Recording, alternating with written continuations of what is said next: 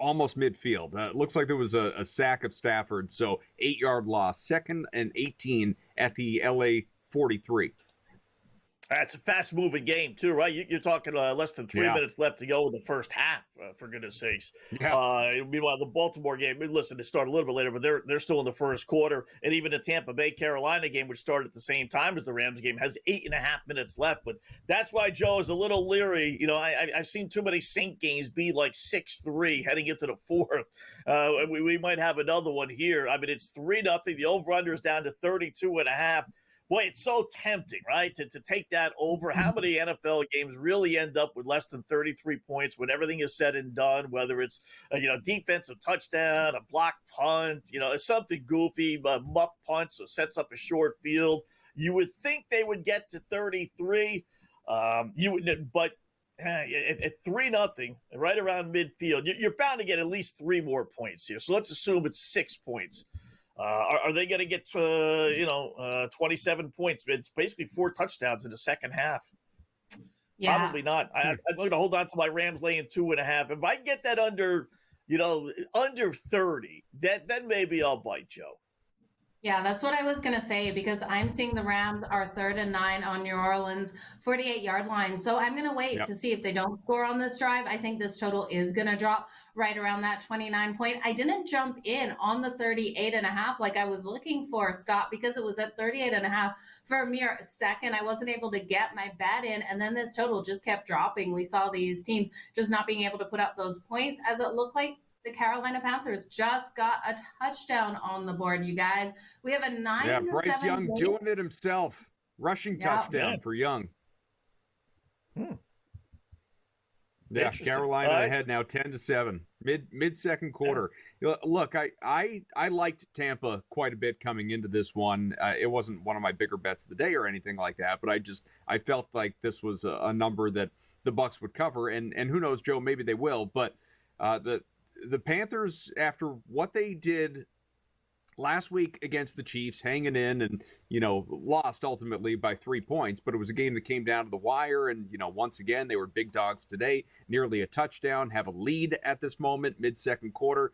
They've suddenly, kind of actually become the team that we were talking about them being for the first month and a half of the season, where every single week it felt like, well, do we take them as dogs? Do we take them as dogs? And continuously doing so and investing and losing money and the books laughing at us. Well, now the Panthers are, I don't believe they're going to win. I almost never believe they're going to win. But they are a team to be taken seriously as one that can hang around and keep games close.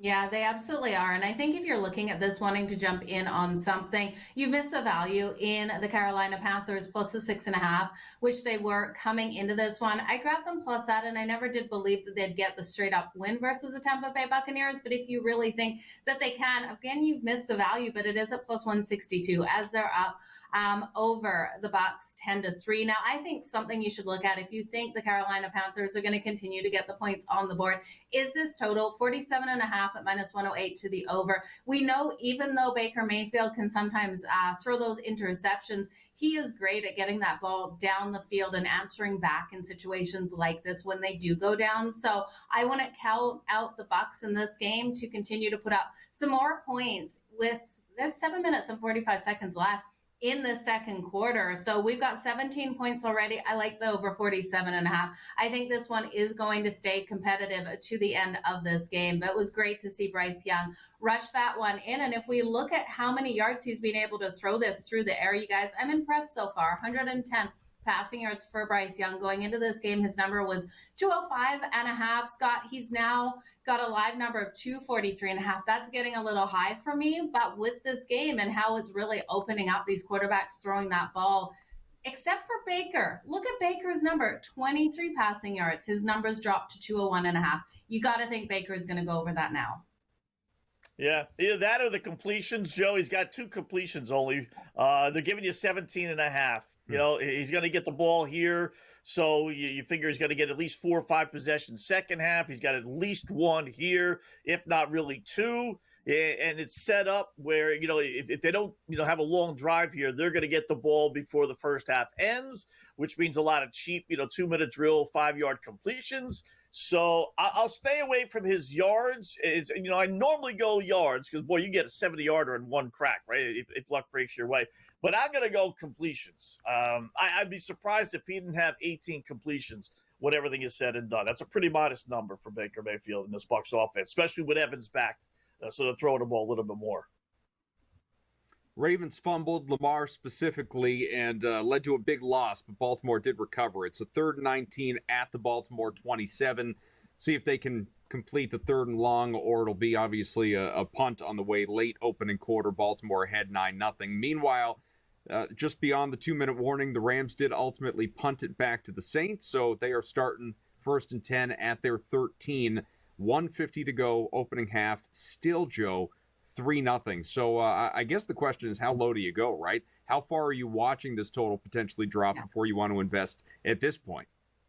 I want to see 28.5. I think if we get 28.5, I will be jumping in on that over, because, you look here, the second half, I think those second half adjustments will come out. If Matt Stafford's able to move that ball nice and deep for the Rams in this game, Derek Carr and the Saints are going to have to answer back. We've seen that defensive battle so far, but we know how quick these games can flip on a dime and how fast those quarterbacks can turn around and start putting up those points out there. So I'd wait till 28.5, then I'll hit it to the over. And I do think the Eagles in the second half are going to have to make those adjustments to come out stronger against the Baltimore Ravens. We know this is a team that in some of these games have started off quite slow in that first half. So right now that spread is 8.5 with the Ravens with the ball, 4th and 13 on Baltimore's 33-yard line. So up 9-0. That total's dropped to 48.5.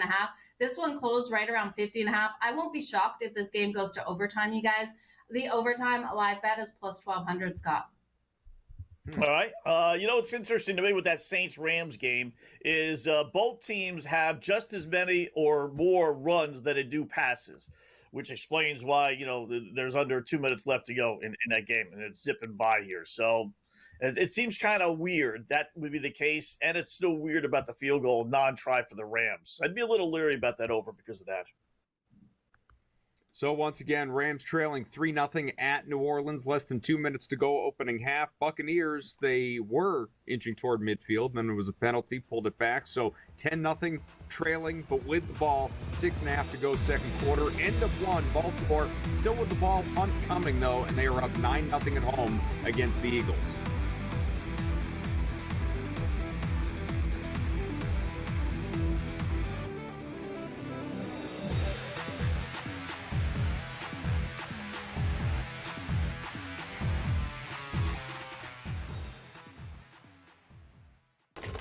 Enter into the magical world of McLuck.com, where even the smallest of spins can win real cash prizes.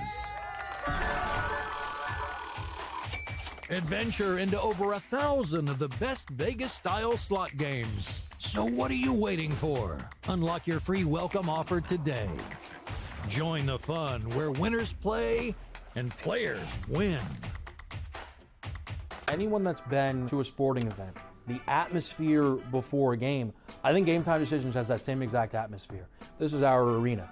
This is what we do. There is going to be an energy to Game Time Decisions that you will feel night in and night out. The excitement you get when you lock your bets in, when you're figuring out what you want to do, we can zone in on the biggest games each night. I want this to be the place that people come to before the game starts, so they feel as ready as possible to lock in their cards. We are going to hit every single one of those markets that you need to know about. We're going to go through every single thing, and I've got a great team behind me that's going to help me get the job done. There is not going to be a better place, I promise you, than Game Time Decisions to get that new information, react to it, and be able to then bet accordingly. We will have everything at our disposal, and we will use that to our advantage. I'm Kevin Walsh. Tune into Game Time Decisions from 6 to 8 p.m. Eastern on SportsGrid. Your gut says Miami is going to win, and you should take the over. Your gut also said your NFT selfies would only go up in value. They didn't. But your head is on SportsGrid and knows the QB is in concussion protocol. The backup has a 45 QBR against the zone coverage. The New York D has the most sacks in the league. So yeah, trust your head. It's smarter to be on SportsGrid. Right here with you on Pro Football Today on SportsGrid. Odds in motion, trying to see what lines have moved throughout the week. Never felt more comfortable in this set than I do for this year. I am ready. I'm just getting angry. The hot takes are going to be here all long, people. What in the world is going on in Miami, Dom? It's not particularly anything to shy away from just because many people are on top of it. Hot take, hot take. I think this line is asking you once again to take New Orleans. Pro Football Today, only on SportsGrid.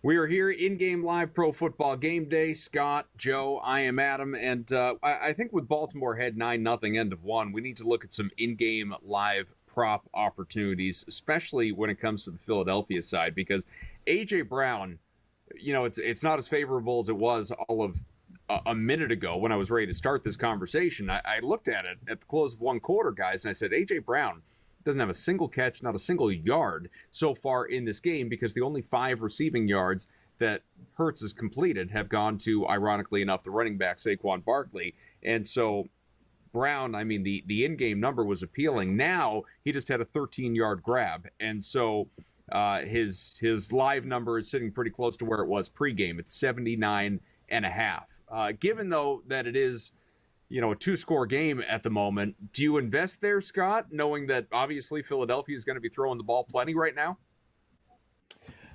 You know, I like the Barkley one maybe a little bit more. He's got 5 right now, and his number is 19.5. You know, if they're getting a lot of pressure on Hurts as they are, little dump ball passes, might be the way to go. He could get that in 1 reception, right? Literally, if everything goes the right way, probably 2 at most. So I would lean towards there. AJ, they're giving you 78. Not much of a discount. We're already through 1 quarter. So maybe they're just doing something. Maybe they're double teaming him. I think I would look for the other guys. If that was in the 50s, maybe low 60s, okay, you get yourself a bargain there, but they're not giving you really that much of a bargain for a guy that's got 1 catch for 13 yards. So give me the Barkley one, Joe. If I'm going to pick one, that's where I would go. Yeah, I like where you're looking with Saquon Barkley. He's so strong out there, being able to get those receptions as well. I'm going to look at a couple of rushing props here. I really do think this game will come down to Lamar versus Jalen Hurts, and their rushing props. Neither of them have a rushing yard yet on the books. We're getting Lamar at 27.5. That number is just too low for me. He did open at 41.5. I took it to the over there. I definitely think he can hit 30 rushing yards in this game, and Jalen Hurts coming in at 24.5. His number was very close to the 40 mark coming in. So still no rushing yards for Jalen Hurts either. That's at -110 to the over 24.5. Again, I think both of these quarterbacks, there's going to be a situation where they get flushed out of the pocket. They can run that ball in for a touchdown themselves. I really do see it working out that way. And maybe we can cash both of those props on that same drive, Adam. Buccaneers are sitting in the red zone here. They are 4th and goal at the Carolina 9, though. I would assume we're going to see a field goal to try and tie this thing up. But we're just in a new age of football, guys. You can't take any of this stuff for granted. I would have thought, we haven't really talked about games that happened earlier, but just as an example, I brought up Patriots-Colts earlier in terms of how the total shifted from half to half. Just the end of that game. I mean, it's not too long ago that it would have been an absolute no-brainer that you come back and score a touchdown, position yourself to go to overtime, and you just take the extra point and on we go. But instead, they got aggressive. They went for 2, converted it, won the game. But that's what I mean. Buccaneers did just convert on the field goal, so it's a 10-10 game in Carolina. But, Scott, it's something that you talk about all the time, oftentimes rant against, but the aggressiveness that does exist. Once upon a time, this was like a Dan Campbell thing. Now this is three quarters of NFL head coaches thing, at least, maybe more than that, to where the analytics or what have you just everything has shifted to a point where it's just aggressive, and that's why you see a team at 4th and goal inside the 10, and it's the second quarter. Well, maybe they'll go for it. Who knows? Maybe they'll just try for the touchdown because what's a tie game anyway? Yeah, it's kind of weird, right? They get the 2-point conversion. There's 12 seconds left. You think, okay, ball game, right? That's it. You're done. And somehow or another, the Patriots, with 12 seconds left, without Patrick Mahomes on your side, are able to move the ball down the field and actually attempt a 50 or 68-yard field goal versus a Hail Mary, which I don't know if there's necessarily right or wrong answer, but in those conditions. Although I tell you what, 66 and Joey Slye would have made it. 68 though is just a little short. I don't, listen, I don't know if there's really a right or wrong answer with the Colts thing, Adam and Joe, I could fully understand kicking the extra point and going for it. I got no qualms. You want to go for 2, you got the ball at the 3-yard line. You should be able to get 3 yards, especially with a scrambling quarterback. So you're right though, Adam. I mean, aggressive with this stuff, going for 2 early in game. You started 10 minutes ago, Rams, it's first quarter, you got a 44-yard field goal. It's 4th and 4. And for some goofy reason, they decided to go for it. So more and more of these coaches are doing some strange things, compared to old school football. I'm Speaking seeing of an field goals, interesting Joe. Well, go ahead. Sorry, go ahead. I was just going to say, so the Tampa Bay Buccaneers and the Carolina Panthers are tied up 10 apiece. We haven't seen the Bucs move to that big of a favorite like they were coming into this game. They were a 6.5 point favorite. That spreads 3.5 after the field goal. Why? Well, less time in the game. You're almost at halftime now, and the Panthers have shown that they can hang with them. So I get that. Yeah. I would have expected at least a 5.5 point favorite on that one, Adam. Yeah, I think Carolina's got the ball inclined to agree with you, but I think what Scott brought up, in terms of the time, has a lot to do with it. Given that, again, we're less than 4 minutes to go until the half, and it's just, less time to cover a bigger number. That ultimately is not a big number. I mean, 1 touchdown gets it done for you, obviously. But no, I hear where you're coming from entirely, Joe. The total's still very low, though not as low as you were hoping for in that Rams-Saints game, because the live total is now 29.5. After the Saints tacked on yet another field goal. So it is 6-0. Still one great drive out of the Rams gives LA the lead. We're looking at the Saints at the break, 2.5 point favorites here, Joe. Yeah, I'm happy. Of course, I'm sitting there on my island, but do I feel comfortable? No, because Adam, you said it all. You said it's just 1 touchdown here and the Rams go up on top. But we've seen how many games where Derek Carr has been there in this situation, not being able to hold on to the lead. I'd look at a Derek Carr interception right now because it's coming in the second half if the Rams go up.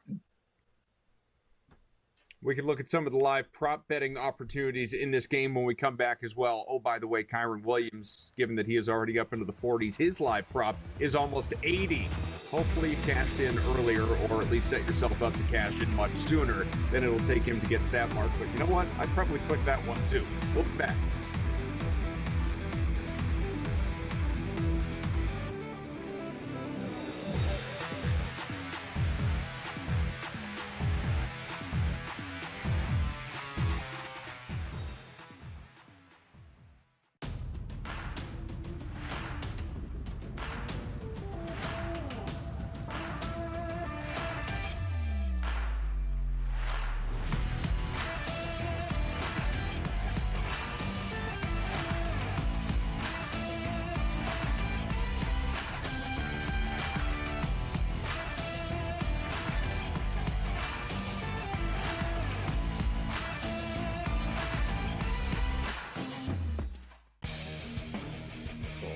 We live in a society right now where everybody's a snowflake, everybody's a cupcake, and everybody thinks that nothing is fair.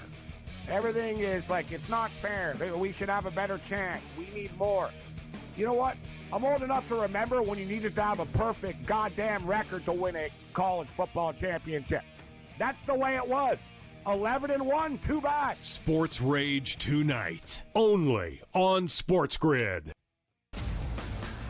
Grandma Bear, who owns the football team probably comes in, gives a little, oh, man, you're such a good little boy out there. Congratulations, the way you coach this football team. I'm never going to fire you. Told me I missed you pinching your own cheek as I was looking down and did not know we were getting. Oh, Donnie, you got such a good show there with that guy named Ben. Like, that's what your grandma would do to you when you go see her on Thanksgiving or Christmas, The Early Line, only on SportsGrid. Together, both Devontae Adams and Garrett Wilson had huge nights. Aaron Rodgers loves the two big targets, and he says if this is going to happen, going to be very tough on the defense to decide who they want to go after. Adams and this kid, Wilson, I won't deny what they can do, but nobody else does jack. Pharrell Coast to Coast, only on SportsGrid.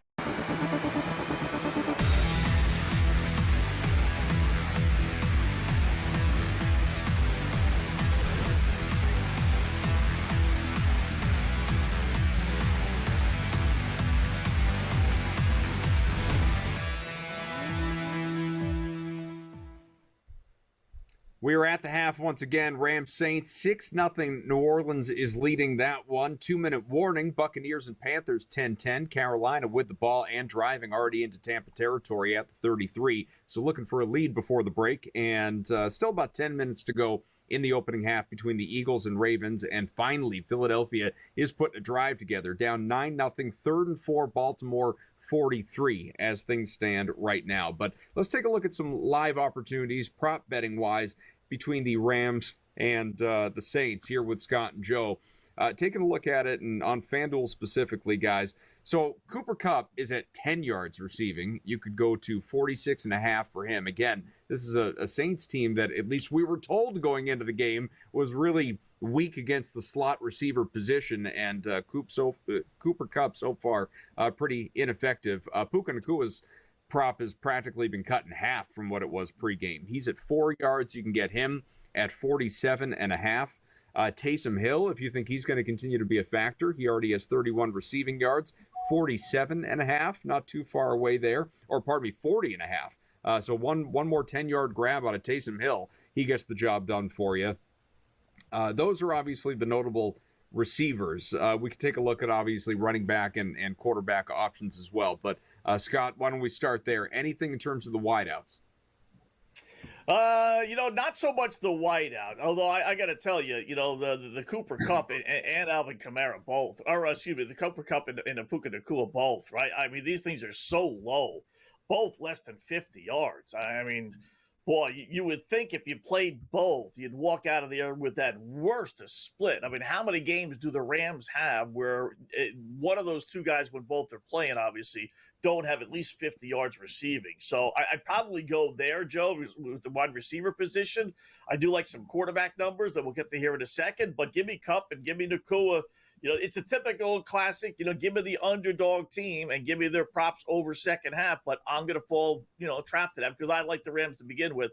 I'd be surprised to see either one of those two guys not get at least 50 yards. Well, yeah, and I expect it as well because you put Matt Stafford in that situation where he is going to have to get this ball moving deep. We know he's strong at getting it moving deep as well. If I'm circling one that I trust more over the other, I'm going to go with Cooper Kupp here. 45 receiving yards to the over is minus 115 right now. He's already got 10 of those, like you were saying, Adam. So I would circle Cooper Kupp. I'm not going to look at anyone from the New Orleans Saints.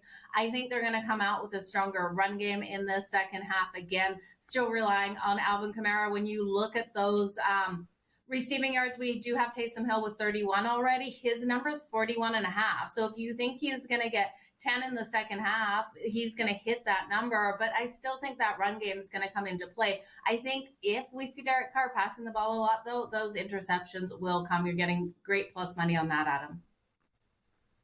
Why don't we take a look at the running backs? Kamara, 80 up to 112.5 is what you'd be looking for from him in the second half. And obviously, if the game continues this way, it's unthinkable that he wouldn't get there, especially with the potential clock killing down the line. Although again, maybe it's just because I'm on the Rams side and I believe emphatically that LA is the better team. But I don't see how we could continue to be looking at a 6-0 game for much longer. I really don't. And again, Kyren Williams at 42 live, 77.5 is his live over. And then Taysom Hill, just to add him in because, he's the Swiss Army knife, 8 rushing, 20.5, his live number, Joe.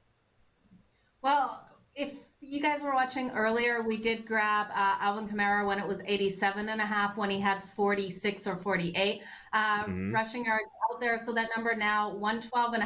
It's a lot, but I do think they're gonna lean on him to try to eat the clock on the ground and try to dominate time of possession. So 112.5, you have missed the better of the number, but I do think it's still can come into play. But that the Rams are going to try to limit him. I wouldn't touch Kyren Williams. I would be looking at those receivers like we talked about for the Rams, because they really do have to come out here strong. Kyren Williams, I'd look for the touchdown. Scott, where would you go with the rushing props? Yeah, I'm going to pass on the rushing ones. I'm going to go to the quarterbacks. I love Derek Carr. He's got 15 completions, and they're giving you 23.5. So that's only 9 completions in a one-score game in the second half after he got 15 in the first half. Be surprised if he doesn't get that over 23.5. And then I'll go over Matthew Stafford, 168 yards passing. Since we're going to play the wide receivers, we might as well go with Stafford. Only 23 yards in the first half, so he's got a ways to go, but I think they're going to come out throwing the football second half. Eagles aren't dead yet, guys. Dallas Goedert touchdown. It was a 17-yard reception. Jalen Hurts up to 51 passing. 9-7. The Ravens are leading this game. 8 minutes to go in the opening half. More on this one when we return.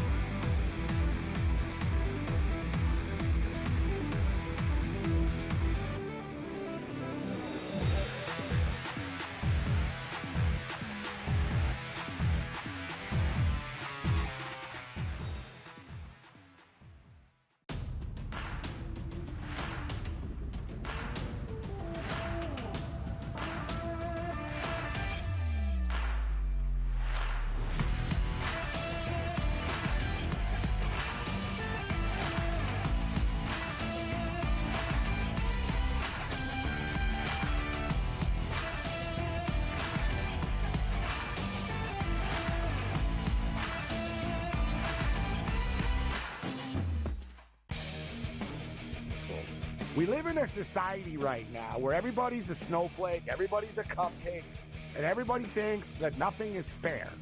Everything is like, it's not fair. We should have a better chance. We need more. You know what? I'm old enough to remember when you needed to have a perfect goddamn record to win a college football championship. That's the way it was. 11-1, too bad. Sports Rage tonight, only on SportsGrid. Grandma Bear, who owns the football team, probably comes in, gives a little, oh, hey, you're such a good little boy out there. Congratulations, the way you coach this football team. I'm never going to fire you. Totally, I missed you. Pinching your own cheek? As I was looking down and did not know we were getting... Oh, Donnie, you got such a good show there with that guy named Ben. Like, that's what your grandma would do to you when you go see her on Thanksgiving or Christmas, The Early Line, only on SportsGrid.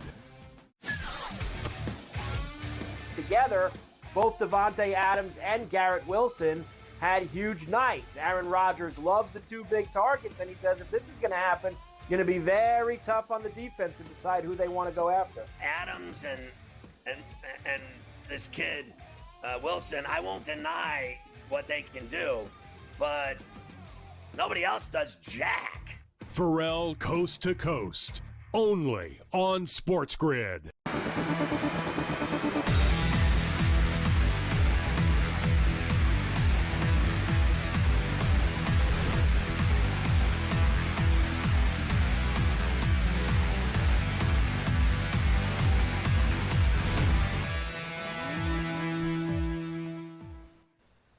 Back here in-game live pro football game day. If you are watching across SportsGrid TV or listening on SportsGrid Radio, Sirius XM channel 159, thank you so much for hanging out with us. Or if you're checking us out on Twitter or X, as some people prefer, we appreciate that as well. Here with Scott Wetzel, Joe Madden, I am Adam Kaufman. Our thanks to AJ, everybody behind the scenes, obviously, for making this show possible. So right now, Buccaneers get the ball back. They're at midfield now after a missed field goal try from almost 50 by the Panthers that would have given Carolina the lead. It is a 10-10 game, a $1:41 to go in the opening half with obviously the Buccaneers now primed to take a lead. The Rams Saints still at the break, 6-0.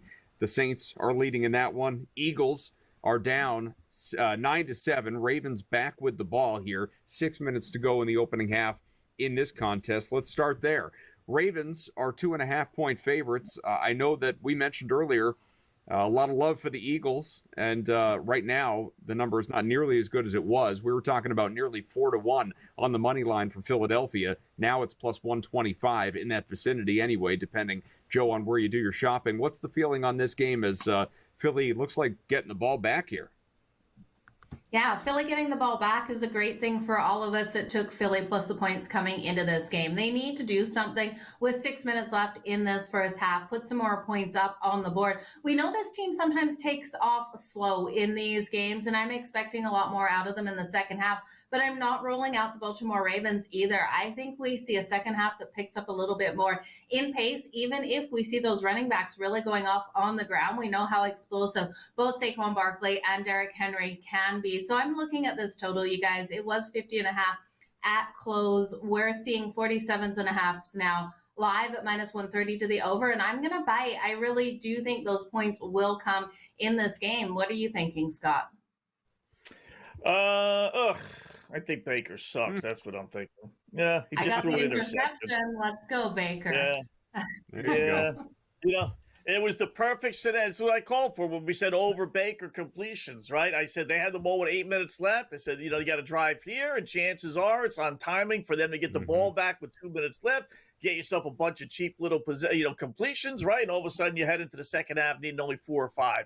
And that's how it was playing out, except, he throws a pick, in the corner, in the flat. It was a, bad pass, and it was picked off. So not only doesn't he get his completions, and now Carolina's got the ball again with a chance to take the lead just before halftime. I was going to tell you, Joe, there was your 6.5. And it really determines whoever has the football.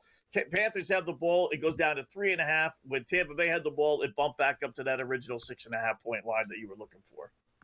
Yeah, I saw that, and it's really interesting how the books do that, but I understand why. Baker Mayfield, 1 interception already, right? So we got that at minus 112 or something. Now for that second interception, it's going to come in the second half. You guys, they're not leading this game big enough where he doesn't have to take these chances moving the ball down the field. It's plus 205 for another interception. I'm jumping back in on that. And I did take the defensive touchdowns in this game for both teams, really hoping we can see at least one of them cash, you guys.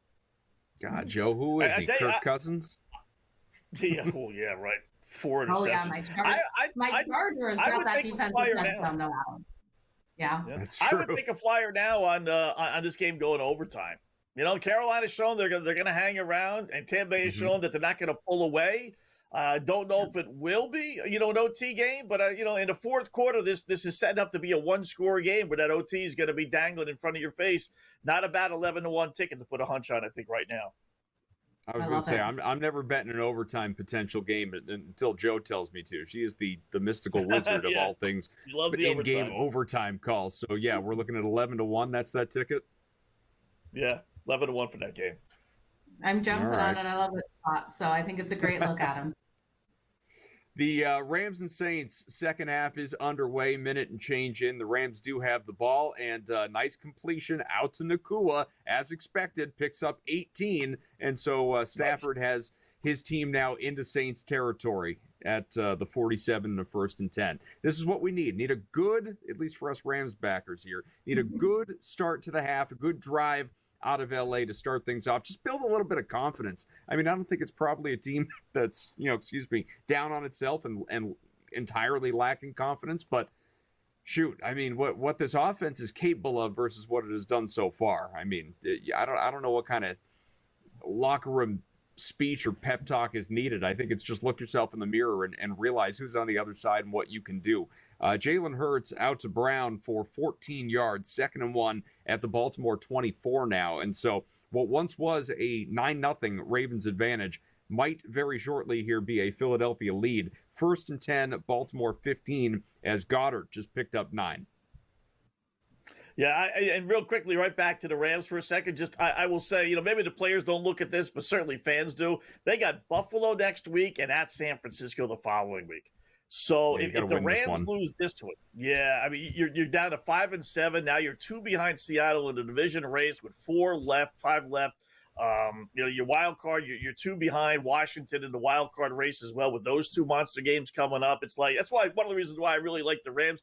It's that sense of urgency. It's like, man, if you can't beat the 4-7 Saints team with an interim head coach, then you know what? To me, I'll write them off after today if they don't win this game, Joe. Be ready to write them off, Scott. They're not winning this game. Come on, the Rams are done in this one. No, it's not that easy, right? It's only 1 touchdown away from this team taking the lead, and they are 1st and 10 on New Orleans' 32-yard line. So we'll see if they're able to convert here. The books just open the line back up. They're minus 108 on the money line, minus 118 here for the Saints. So it'll be interesting. If they can't convert on this drive, though, you guys, spells trouble. Listen, guys, not to go all Scott Hansen, but we're one nice gain out of the Rams from all 3 games having a team in the red zone right now, because we have the Panthers 1st and 10 at the Tampa 15, 23 seconds left in the opening half. Now 1st and goal at the Baltimore 1 for the Eagles. We talk about this every week, and a friend of mine brought this up months ago, and I credit him every time I say it, that there's just something. There's an invisible tripwire at the 1-yard line as it relates to any time the Eagles are trying to score, because you know what's coming. We're about to get the tush push. You are absolutely, it's not going to be Saquon. It's not going to be, Gainwell. We're going to get a Jalen Hurts rushing touchdown. Mark my words. We are moments away from it with 2:46 to go in the opening half, guys. It's amazing. You're right about that. I've said that too, Adam. It's just like, I don't know what it is, but, not only are they successful with these 1-yard touchdown runs, but they get them every single game.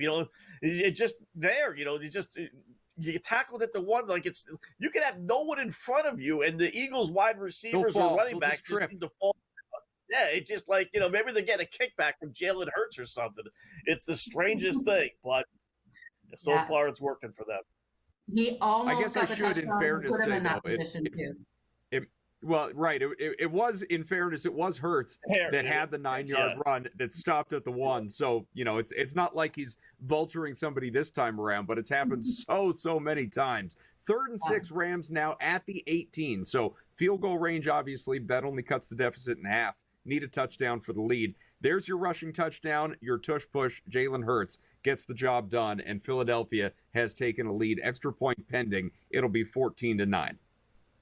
I wonder, how hard or easy it is, and I'm not suggesting it is one way or the other, but, how hard or easy is it to appease all the other running backs, that are saying, what are we doing here? How come he gets to score all the touchdowns, right? Everyone has egos. Right. They all want to score touchdowns, right? I mean, it's not like he's doing something that, the other running backs couldn't have scored as well, to tell you the truth, right? Whether it's just a simple handoff or a push-tush. So I wonder if that's a dynamic that Nick Sirianni's got to deal with. Or are they just so successful, it's kind of hard to complain. But I would think thered be some, murmuring going around in the background, like, geez, he scored again, not us. What's amazing too is, right? He almost lost it. That was a low snap. What's crazy though, going back to 2021, in order, 10 touchdowns, 13, 15, and this year that is 12 rushing touchdowns for Jalen Hurts.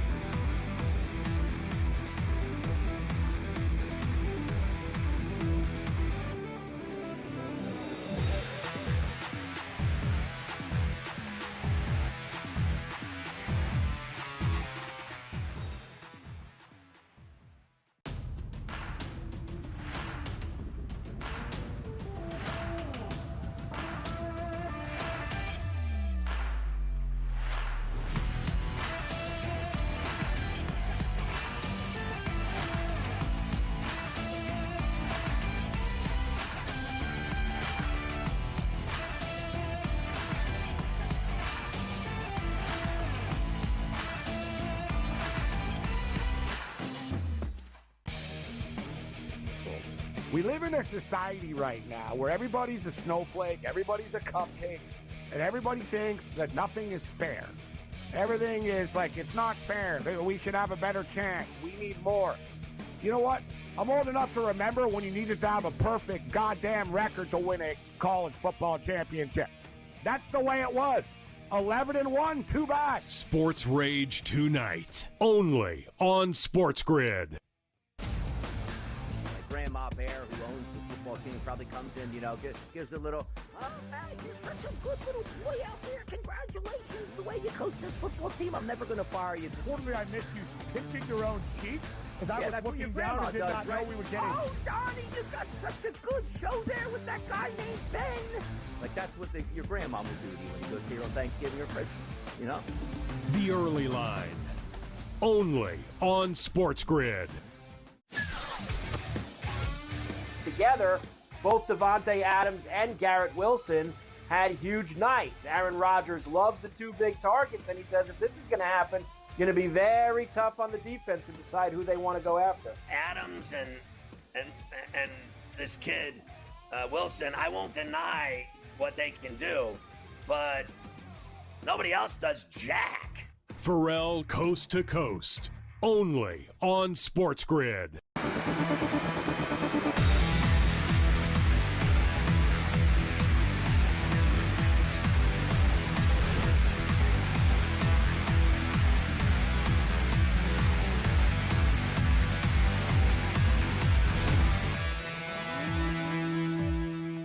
Rushing touchdown, Kyren Williams for the Rams. And so after the extra point, it is now a brand new game. LA is leading 7-6, and the Saints will be getting the ball back, obviously. 8:50 to go in the third quarter. And so I imagine odds have flipped considerably. Rams now 1.5 favorites in this one. Panthers, by the way, continue to sit in the red zone. 7 seconds to go in the opening half, and 4th and 3 at the Tampa 8. Again, I'm guessing field goal try, but we will let you know. Philadelphia has taken a 14-9 lead in Baltimore. They are at the 2-minute warning. Baltimore at its own 41, and a 1st and 10 there for the Ravens when they come out of the timeout. But Scott, I'll ask the fellow Rams backer here. What's the view of this one now that we get the opening half, or the half opening drive for a score for LA to again take a lead and of course become the favorites?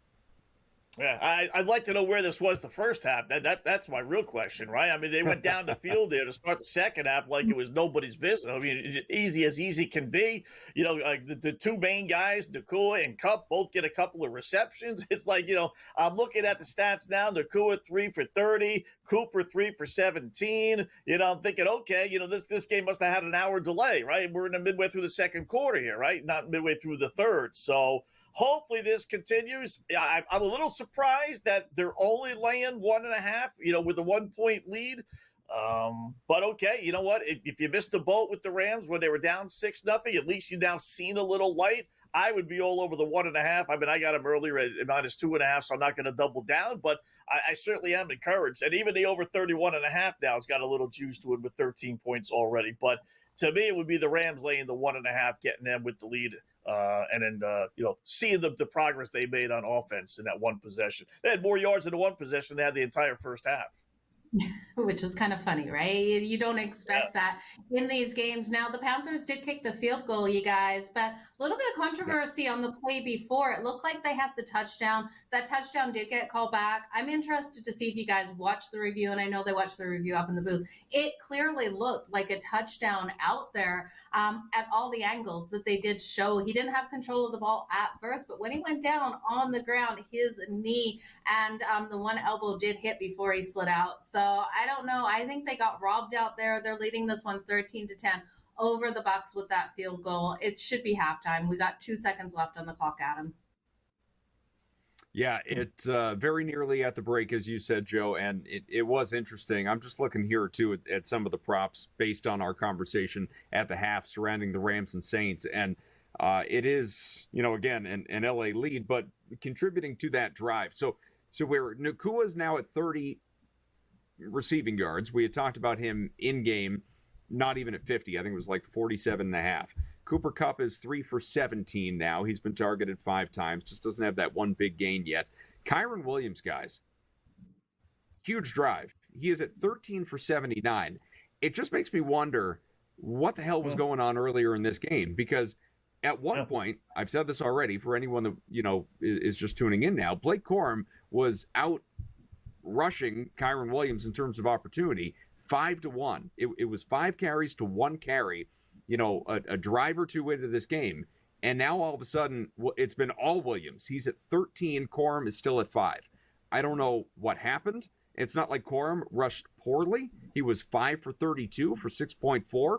But now Williams has turned it on, 13 for 79, 6.1 of his own, Scott. Yeah, I was just going to say that. Take the words out of your mouth, Adam. It's not like he was doing a lousy job. He's averaging 6.5 yards a carry, Corum.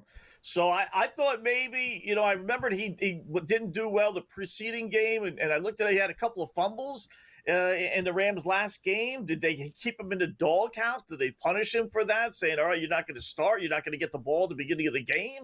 I mean, I don't think Boy Wonder there is that way, but who knows? Maybe he is. Maybe he's turned into that, but for whatever reason, it's been all Williams, since then. So I'd have no problem playing the, over props on him. And they've done a good job. We talked about it. He's averaging over 6 yards a carry. Corum is. They got the 19 carries for over 100 yards, 115 to be exact, with the 1 touchdown run. So, as much as I'm hoping Naku and Kupp won't get their numbers, and I think they will, they're having so much success on the ground that I would, temper my enthusiasm for any Matthew Stafford props. Joe, you brought up the idea earlier as well of taking the in-game on Lamar Jackson when he was at 0 rushing yards, and you could have, that was sub 30, I think maybe 27 and a half, excuse me. He is 2 for 12 now, so, on his way, obviously, heading in the right direction. Derrick Henry, meanwhile, was at 38. He has regressed. He's 9 for 35 right now as we near the break, but Baltimore has the ball, 30 seconds to go, opening half, and, color me shocked, the Eagles decided success would come from getting the ball to A.J. Brown, who had 0 catches, 0 yards after 1 quarter. Now as we get ready for the half, again, Eagles probably won't touch the ball again before the break anyway. He is at 5 for 66. So he's, practically at the point of cashing his pregame prop and in-game prop that we referenced earlier as well.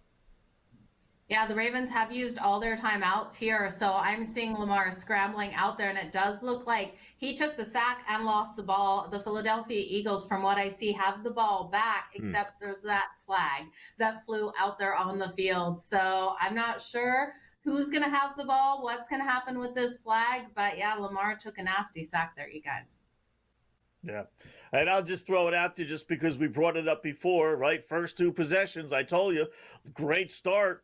First possession and a half. Derrick Henry, 6 carries. They're winning 9-0, moving the ball up and down the field. We gave you the stats when they give them the ball 20 times, right? Undefeated. Yep. And since then, 3 carries. I don't understand. I understand that it's no longer old school. You don't give a guy the ball 25, 30 times a game. But you know what? Why not? Derrick Henry's as big as a house. He can handle 30 times a game. I don't understand the reluctancy of John Harbaugh, Adam, to give this guy the ball. I don't get it. I really don't. To me, he'd be getting it 25 times every single game. And if he didn't, I'd be firing my offensive coordinator. I'm inclined to agree with you. But true, yeah, I agree there, Scott. But you're so harsh sometimes. I'd be firing them. They'd be gone. Ravens third, 22 at the Philly 32. It's field goal range, long field goal range, but they were at the 20. That was better.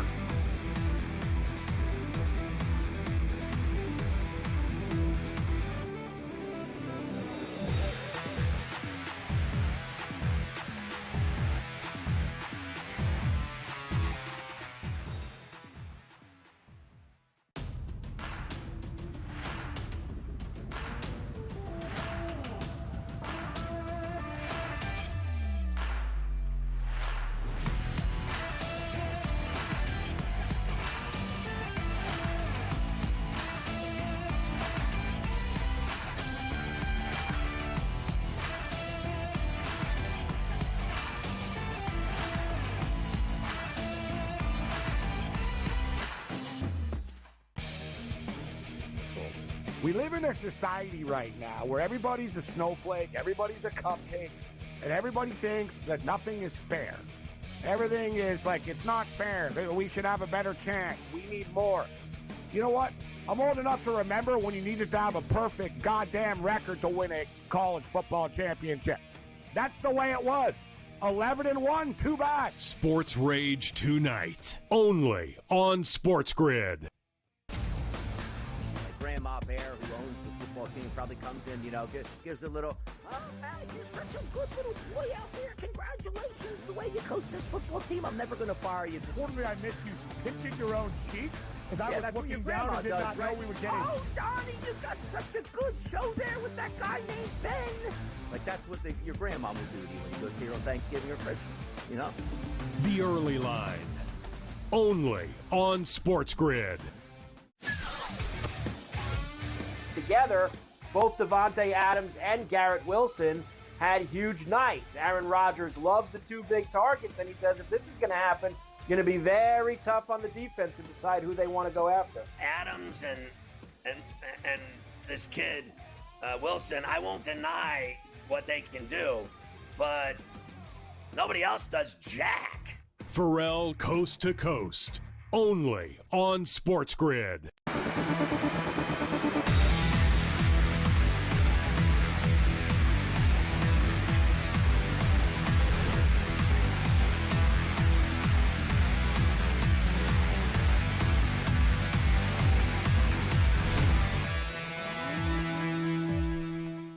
We are back. We will preview Sunday Night Football a little bit later on in the show as well. Brady Cannon will join us, help us talk through a very snowy, the expectations are just kind of all over the place. I mean, good luck finding anyone unified on the Bills and Niners, but we will talk about that a little bit later on. The Rams, 3rd and 4 at the New Orleans 40, so they are moving the ball. Blake Corum is getting opportunities again, much like Kyren Williams, so both involved now. Williams, of course, the game's only touchdown so far, and heard from a listener out on Twitter that cashed a parlay for him, so congrats to you. Got that first touchdown out of Kyren Williams. Took a little while to get there, but it got there. So the Rams up 7-6, and again, this right here would be a very long field goal if they have to attempt it. So 3rd and 4 at the New Orleans 40. Let's see if they can get a first down. Meanwhile, Buccaneers, Panthers, Eagles, Ravens, both at the half. It is 13-10 Carolina. Eagles on top 14-12 after Baltimore did tack on that 50-yard field goal by Justin Tucker. So he ain't dead yet. Why don't we see some in-game opportunities with that contest, Philly and Baltimore, as far as some of the props go. I'll start with the passing yards here. These two mobile quarterbacks, guys. Lamar Jackson, he is at 140 passing. Live number is just south of 260. Jalen Hurts, 104, and 207.5 is his live number. Any interest, Joe, in anything with the QBs, at least in terms of their throwing arms anyway? Well, we know both of these quarterbacks can be gunslingers in these situations, and I do think these numbers seem a little low, Adam. We got 140 already for Lamar Jackson. That total 259.5 minus 114 to the over. I'm willing to hit on that, but I'm also willing to hit on Jalen Hurts. We know he's good for, by the way, 40-yard passing completion down the field. So at 207.5 when he has 104, I'm willing to hit on that too. Scott, would you hit on both of them or one of these quarterbacks here? I'm going to stay away from Lamar. I'll go to Jalen Hurts. And again, I don't know why it's just in my bug today. I'm going to go completions. So he's got 9. They're giving you 17.5, which means he just needs to have another 9 second half. I'm not going to worry about, whether he gets another 100-plus yards. We've seen quarterbacks in today's day and age get 10 completions for 50 yards. So they're going to continue to throw the ball. It's a close game. Nothing really is going to change. So why not? And I think the secondary is only going to get worse for Baltimore. It's one of the worst in the NFL. Did a halfway decent job first half, but we saw Philadelphia the last 2 possessions, move the ball down the field for touchdowns versus the first 2 that they had. So I think that's going to continue second half. I'll go over 17.5 completions. No vig. Well, minus 114. It's not a monster vig for Hurts. Interesting with the receivers, a couple of guys that we have talked about. Joe, you brought up Zay Flowers earlier, who is at 73. His live number is only 103.5, so you're only looking for another 30 out of him. He has been a force, but of course some long games that I'm sure factors into the algorithm. And then A.J. Brown, 66 is where he sits right now. All of that in quarter number 2, by the way. His live number, 108.5. I played him up to 100 pregame, so hoping obviously that he gets there. That would be nice. But Then you just have, it's interesting sort of looking at some of the secondary pieces, especially for Baltimore. Mark Andrews is at 21. His live number is 33.5. Rashad Bateman, who he could clear this in one catch, he's at 0, doesn't have any yards yet. 14.5 is his live number. As I mentioned it ticks up to 15.5. That's another one that jumps out. And, Scott, I'll bring this one up for you because I feel like you would. Saquon Barkley, he is at 5, 10.5 is his live number. Yeah, I grabbed it earlier at 19.5. Well, actually 18.5 because it actually dropped a little bit, and I probably do it again at 10.5. Here's one, just because I think they're going to throw a little bit more.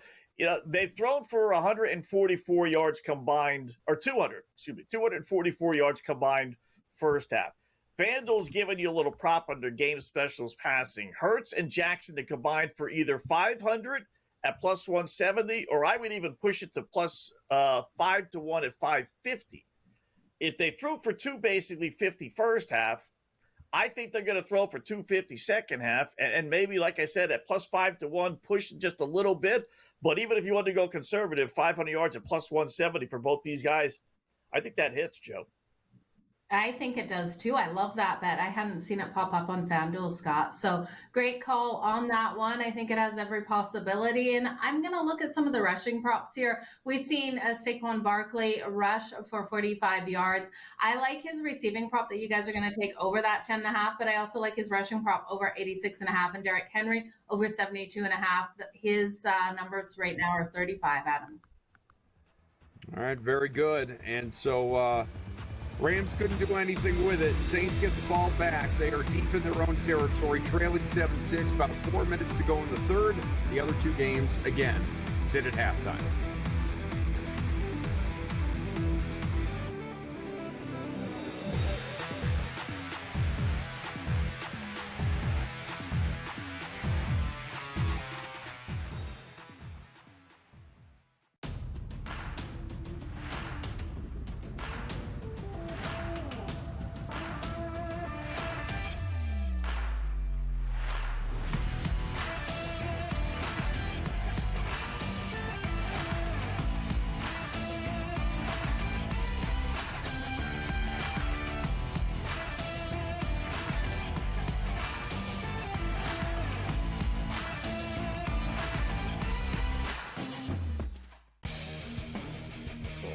We live in a society right now where everybody's a snowflake, everybody's a cupcake, and everybody thinks that nothing is fair. Everything is like, it's not fair. We should have a better chance. We need more. You know what? I'm old enough to remember when you needed to have a perfect goddamn record to win a college football championship. That's the way it was. 11-1, too bad. Sports Rage tonight, only on SportsGrid. Grandma Bear, who owns the football team, probably comes in, gives a little, oh, man, you're such a good little boy out there. Congratulations, the way you coach this football team. I'm never going to fire you. Totally, I missed you. Pinching your own cheeks as I was looking down and did not know we were getting. Oh, Donnie, you got such a good show there with that guy named Ben. Like, that's what your grandma would do to you when you go see her on Thanksgiving or Christmas, The Early Line, only on SportsGrid. Together, both Davante Adams and Garrett Wilson had huge nights. Aaron Rodgers loves the two big targets, and he says if this is going to happen, going to be very tough on the defense to decide who they want to go after. Adams and this kid, Wilson, I won't deny what they can do, but nobody else does jack. Pharrell Coast to Coast, only on SportsGrid.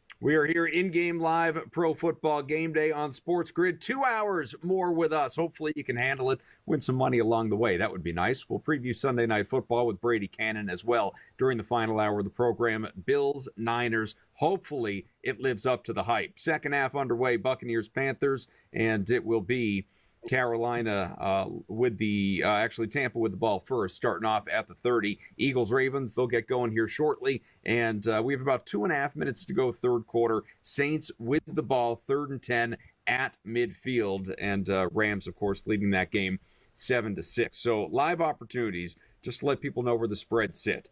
Carolina is, despite the lead, the dog at home. Tampa Bay is a 3.5-point favorite. The Eagles, despite leading, a dog on the road. The Ravens, 1.5-point favorites. And the Rams, -2.5, just as they were pregame, Joe. Yeah, we haven't seen, that much of a movement in that line. So that total, though, has dropped all the way down to 26.5. After the Rams scored, it jumped right back up to 31.5, coming out fast on that first drive on the second half here. But really, nothing else since. So the Saints have the ball right now. Let's see what Derek Carr is able to do. He needs to answer back. It's 4th and 10, and looks like they're going for it in this situation on their own 49-yard line. So huge Hail Mary down the field, and his guy caught it, but out of bounds. So not what I wanted to see riding with the Saints here, but I still do think they could have the opportunity of pulling off the upset at +180. Is it enough right now, down 1 point? I think it is for me. So I'm going to jump in again on the Saints, you guys. What about you, Scott? What are you liking in this one? That is weird. No, you were watching the third down, Joe. They're punting on 4th down. Oh, okay. I was gonna say, boy, that is weird for them to be going for it, 4th and 10. In a 1-point game for that matter. With 2 minutes left to go in the third, but no, that was 3rd down, so they punted the ball away. So Rams got the ball up 17-6. I'm now going to take a bite. 26.5 is low enough for me. Rams have had the ball. They moved it down the field. They're 1 possession here. Maybe they found a little something. Well, Derek Carr's got 105 yards passing. This Saints offense is so bad. It really is, whether it's Carr, whether it's the wide receivers. Kamara's really good. Kamara's really good, so, it can't be him. They should be a lot better. But I'm thinking we're going to get some points.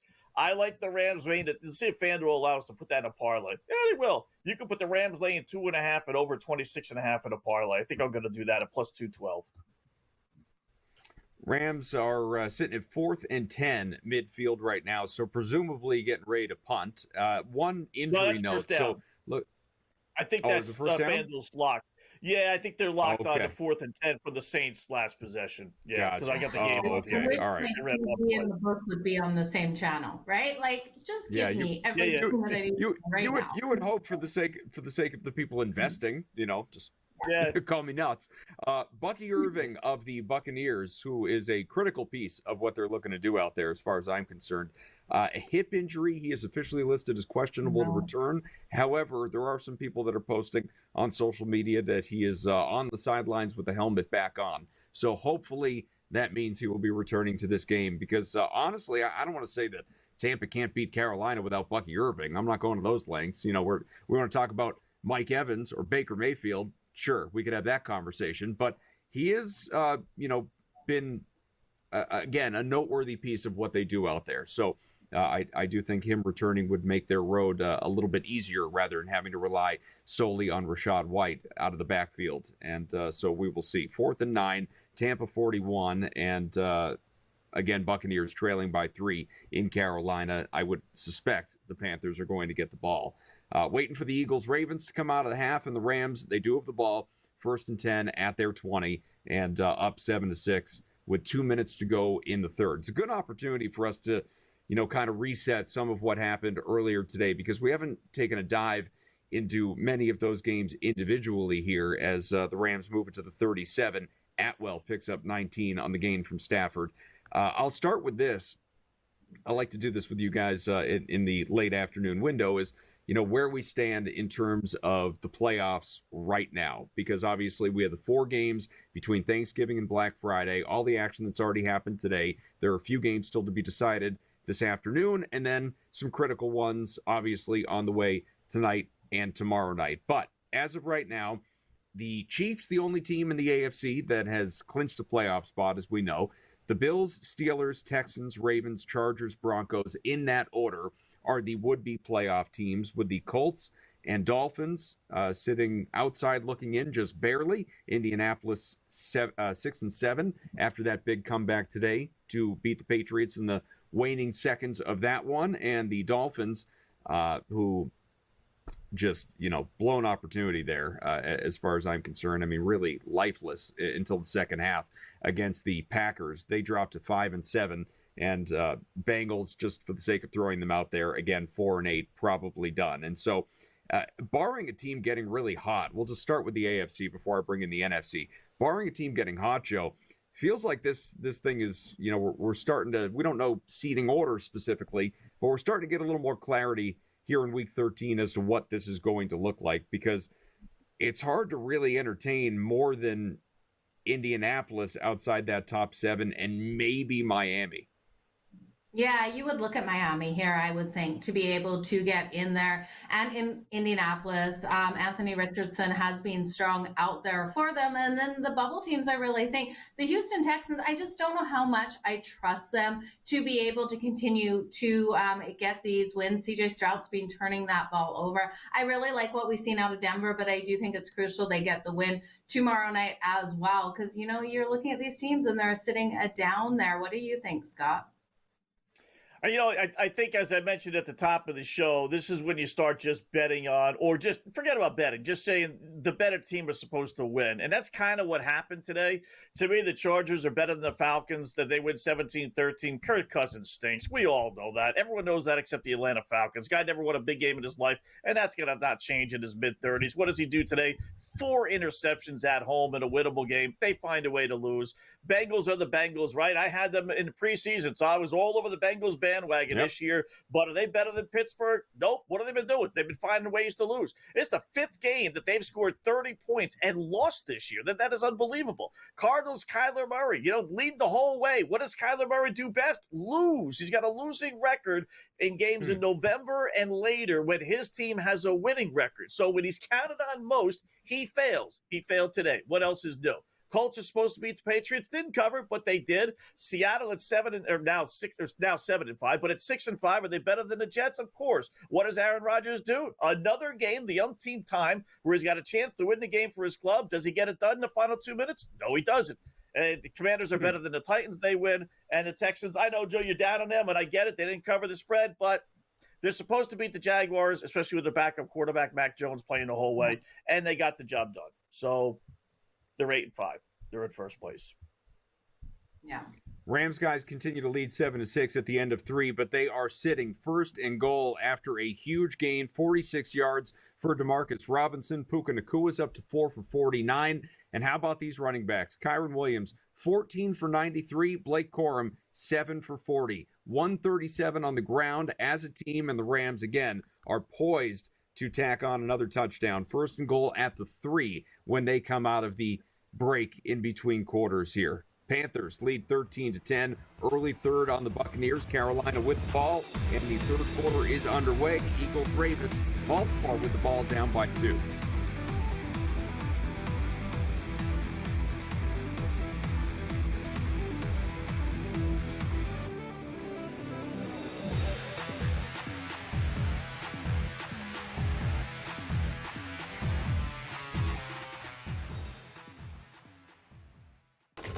Enter into the magical world of McLuck.com, where even the smallest of spins can win real cash prizes. Adventure into over 1,000 of the best Vegas-style slot games. So what are you waiting for? Unlock your free welcome offer today. Join the fun where winners play and players win. Anyone that's been to a sporting event, the atmosphere before a game, I think Game Time Decisions has that same exact atmosphere. This is our arena. This is what we do. There is going to be an energy to Game Time Decisions that you will feel night in and night out. The excitement you get when you lock your bets in, when you're figuring out what you want to do, we can zone in on the biggest games each night. I want this to be the place that people come to before the game starts so they feel as ready as possible to lock in their cards. We are going to hit every single one of those markets that you need to know about. We're going to go through every single thing, and I've got a great team behind me that's going to help me get the job done. There is not going to be a better place, I promise you, than Game Time Decisions to get that new information, react to it, and be able to then bet accordingly. We will have everything at our disposal, and we will use that to our advantage. I'm Kevin Walsh. Tune into Game Time Decisions from 6 to 8 p.m. Eastern on SportsGrid. Your gut says Miami is going to win, and you should take the over. Your gut also said your NFT selfies would only go up in value. They didn't. But your head is on SportsGrid and knows the QB is in concussion protocol. The backup has a 45 QBR against the zone coverage. The New York D has the most sacks in the league. So yeah, trust your head. It's smarter to be on SportsGrid. Right here with you on Pro Football Today on SportsGrid. Odds in motion, trying to see what lines have moved throughout the week. Never felt more comfortable in this set than I do for this year. Brady, I'm just getting angry. The hot takes are going to be here all long, people. What in the world is going on in Miami, Dom? It's not particularly anything to shy away from just because many people are on top of it. Hot take, hot take. I think this line is asking you once again to take New Orleans. Pro Football Today, only on SportsGrid.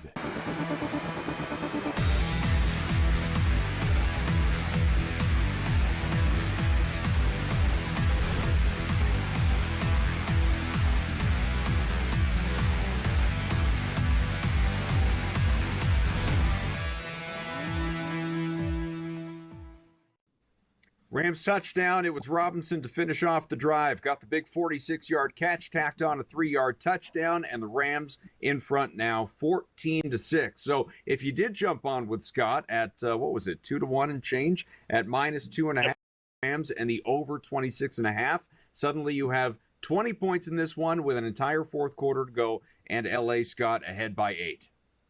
Yep, and you got Nacua at 49 yards, so he cashed his halftime number. Now we just need Cooper Kupp, who's stuck on 3 for 17 to get his. But at worst, you got yourself a split, which I figured at worst you would do with both their guys' numbers. One was 47.5, and the other one was 46.5. I get which one was which, but either way, we said play both, and you're going to get at worst a split. So you got that. So you go back to, as we talked during the break there, guys. You know that first quarter field goal that the Rams, for whatever reason, a 44-yarder, 4th and 4, decided to pass up, down 3-0.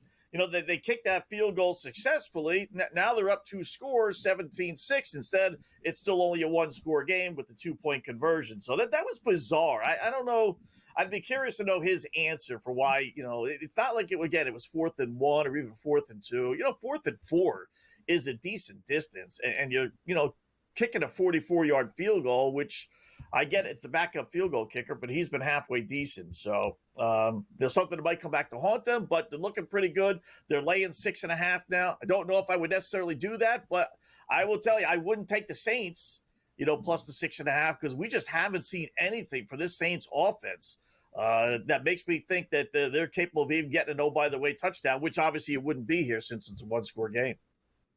Yeah, they need to come out strong on this drive, Scott. If the Saints can't put up any points on this drive, I'm going to start to get nervous here for them for this game because we've entered the fourth quarter. It's just kicked off right now.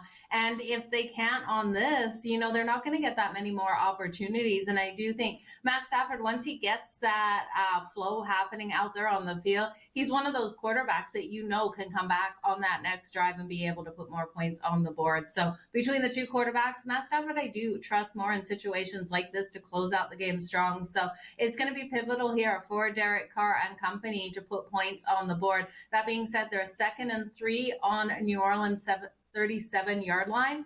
That spread's still sitting at 6.5, and that total now up to that 31.5. Scott, you jumped on a 30.5 to the over?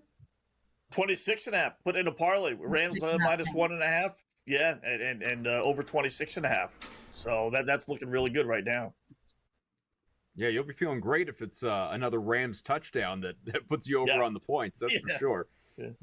Yeah. 14 and change to go in the fourth quarter in that one. The Buccaneers get the ball back 1st and 10 at their own 21, down by 3 at Carolina. The Panthers guys are giving the Bucs chance after chance after chance to win this game. And we still have 9.5 to go in the third. There's a long, long way to go here, Joe, in this contest, obviously. But Carolina has, again, it's not like there hasn't been a complete stalling out of the offense, maybe just failing to take advantage of some opportunities. But I keep looking at this Tampa side and sort of it feels like the Panthers, for lack of a better way of putting it, are daring the Bucs to win this game. Well, I don't know. I think they're just hanging in there tight and holding on to this lead. I like what we've seen out of Bryce Young so far, and our producer AJ has to be pretty excited right now because I know he altered up Bryce Young's numbers out here. I hit it over the 205.5. He's up to 213. So that has come in and cashed nicely. And the books have his number at 294.5 at minus 114 to the over. So the books are expecting those yards to come in. And I'm expecting AJ to cash his ladder out there. I wish I jumped on it, you guys. But Baker Mayfield, only 108 passing yards in this game. He has thrown that interception. I still think it is coming with him down in this game. The books have it locked up right now, but I think the Panthers win this. I really do with what we've seen so far. Plus 144 on the money line. Scott, what are you oohing about? What happened? Justin Tucker, Adam, I think you know, did it again. He missed another field goal. First off, blame Lamar Jackson, the greatest player in the history of mankind, as the NFL world wants everyone to think. But forget about the fact that they lose this. They're going to be 8-5. But he takes a 15-yard sack, which is just horrible. You'd be killing a rookie quarterback if he did that, let alone, a multi-MVP, right? Takes a 15-yard sack, so instead of getting a first down, maybe scored a touchdown, now the chippy field goal turns into a 47-yarder, and Justin Tucker misses it wide left. He's missed now, an extra point and 2 field goals today. Wow. If game Baltimore trails by 2. Yeah. And they trail by 2. That's amazing. Back to Carolina, I'll tell you, and Tampa Bay, not that we think anyone, well, maybe you guys, but not that I think Tampa Bay is going to the Super Bowl, but man, when you have Atlanta lose earlier in the day and you're sitting there at 5-6 and you can beat the worst team maybe in the NFL, or one of them certainly, and you can move into a first place tie, and they came out like gangbusters. First drive, I think it was 7-0 Tampa Bay, and it's really been a whole lot of little since. I mean, you can't lose to Carolina today. You just, goes back to, you just start betting on the better teams. Well, this would be one where maybe it's not going to come through because, if they lose this NFC South, Adam, has been a bad division, but this year might be the worst. You might get another one of those Tampa Bay wins the division under 500 because there isn't any of these 4 teams that I would invest in come playoff time. No, and that's a good segue to, discuss the NFC playoffs as it stands right now. So at the moment, you have Detroit at 11-1, obviously, followed by Philadelphia playing right now. Seahawks, Falcons, Vikings, Packers, Commanders are all the teams that would be in the playoffs. Commanders at 8-5. But then you have the Cardinals 6-6. These Bucks who are 5-6. Rams 5-6. Niners 5-6. I would tend to stop there because Cowboys, Saints, Bears, and beyond, I don't think anything of them. But even still, we're talking about going 11 deep and 7 make the postseason. So we can spend a little more time on this on the other side, and much to be determined still today, obviously, as a lot of the teams that I just mentioned are playing right now or play tonight. But interesting spots, especially for the Rams today, and, of course, the Niners later on tonight, and the Buccaneers right now, for that matter. Just some really, really interesting spots. If you were on the overs, by the way, for Mike Evans, either yards or receptions or both, congrats, you cashed him. He is 5 for 69 with a touchdown, but the Buccaneers do trail 13-10, and Carolina should be getting the ball back.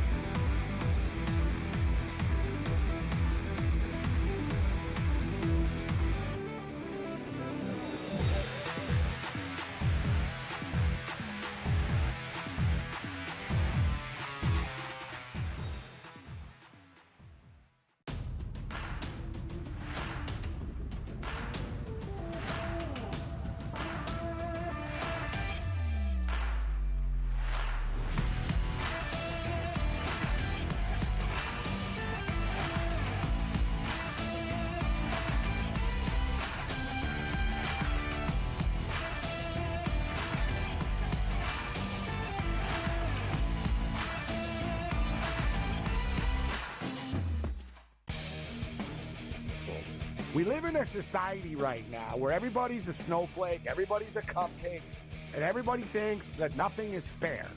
Everything is like, it's not fair. We should have a better chance. We need more. You know what? I'm old enough to remember when you needed to have a perfect goddamn record to win a college football championship. That's the way it was. 11-1, too bad. Sports Rage tonight, only on SportsGrid. Grandma Bear, who owns the football team, probably comes in, gives a little, oh, man, you're such a good little boy out there. Congratulations, the way you coach this football team. I'm never going to fire you. Fortunately, I missed you pinching your own cheek as I was looking down and did not know we were getting. Oh, Donnie, you got such a good show there with that guy named Ben. Like, that's what your grandma would do to you when you go see her on Thanksgiving or Christmas, The Early Line, only on SportsGrid. Together, both Davante Adams and Garrett Wilson had huge nights. Aaron Rodgers loves the two big targets, and he says if this is going to happen, going to be very tough on the defense to decide who they want to go after. Adams and this kid Wilson, I won't deny what they can do, but nobody else does jack. Pharrell Coast to Coast, only on SportsGrid.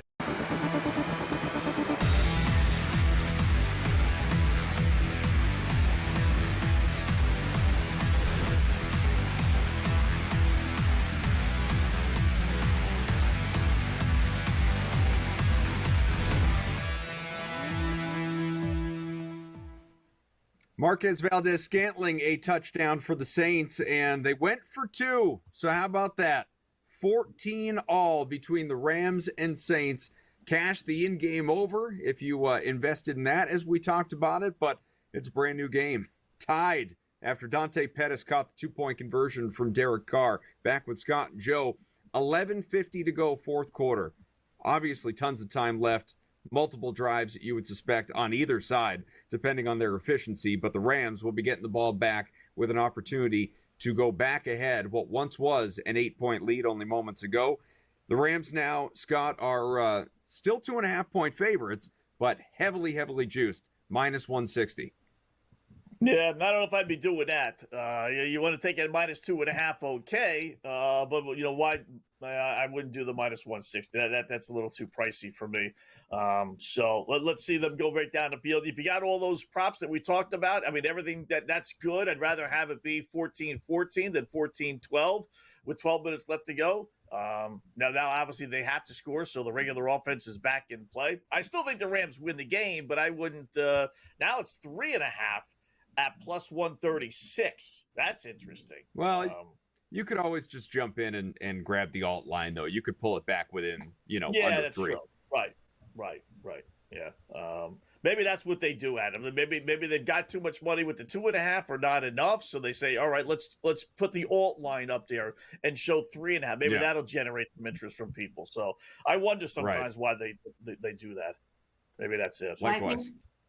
One thing we have to circle right now is Baker Mayfield has gone into that blue tent after taking that huge hit when we were on commercial break there. So right now, the Carolina Panthers, they've moved those lines. They're now minus 154 on the money line. You guys, I don't know if we see Baker Mayfield come back out. He looked pretty harsh trying to walk into that blue tent. At first, I thought it was going to be his elbow, but it does look like it's an ankle or something in his lower body. Are you guys seeing anything different? Yeah, I just saw a replay of it. It looked like someone stepped on his ankle when he was on the ground. By accident. It doesn't look like it appeared to be on purpose, but looked like someone stepped on his ankle. So that's good news in that it's not a concussion or something crazy like that, but doesn't mean he won't return or will return. But at least it's not an arm or a concussion type of thing. How about this for the Rams, guys? So it was a good return, first off the kick return, and then Matt Stafford has found Atwell for 20 yards. So looks like we've got already LA 2nd and 8 at the New Orleans 34. Okay, there you go. That's probably why I went up to 3.5 as well. Even though it might be the same thing, with the adjusted line, but just to show a little something. All right. Again, I don't know where this offense was first half. Isn't it amazing? They couldn't do anything basically first half, shutout, and second half they can't be stopped. What happened? Is it really halftime adjustments? What's that? I said, let's hope they can't be stopped. Exactly, right? So I always think, Joe, like that when people talk about these halftime adjustments, it's like, really, you have 10 minutes in there, literally 10 minutes. Half the guys are going to the bathroom. The other half are doing this and doing that. Really, what kind of halftime adjustments are really made? You had 6 days to prepare for this game, and then after 30 minutes, you're going to change everything around and install a brand new offense? I don't know what it is. Maybe the guys just get more focused, but it's working so far. You know what it is. It's like when we played sports growing up as kids. Halftime, we got those oranges, gives you that boost of vitamin C, and those players are coming out and they've got that extra oomph in their step. It's the oranges. Look at that total, how high it's gone. 40.5 now, Scott. You must be feeling great about taking that total over that 28.5 or 26.5 as low as you got it. So 40.5 is the live total at plus 104, Adam. That's a big number, Adam, right? I mean, you only have 28 points. That's 2 touchdowns. Yeah. That's a little. Watch the Rams score here. Something tells me they've scored a touchdown. Yeah, now it's locked. You wait. I sure hope so, but yeah. I'm seeing 1st and 10 for New Orleans 25 right now. That's what I'm looking at. But we'll see, obviously, if it's any different. Meanwhile, Carolina is going to be punting from its deep in its own territory, and Bucs will get the ball back with 5:40 to go, third quarter. We'll see if Baker Mayfield, does return to this one with the Bucs down by 3, and the Eagles continue to lead 14-12 at Baltimore. Ravens with the ball, 3rd and 5 at their own 35, 5.5 to go, third quarter in that one. But of course, in terms of urgency and time left in the game and score, I'm glad that we got close scores across the board with these 3, which is entertaining for us. Great for bettors as well. But 14 apiece, Rams, Saints, LA looking for a 6-6 season.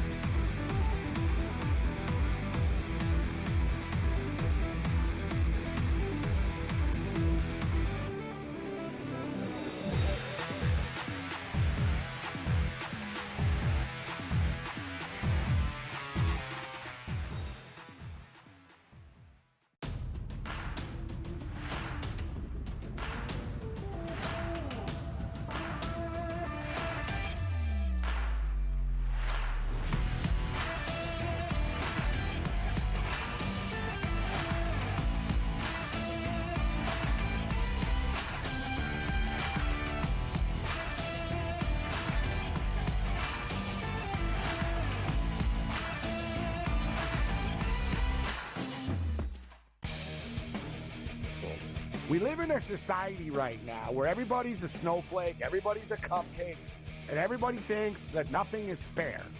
Everything is like, it's not fair. We should have a better chance. We need more. You know what?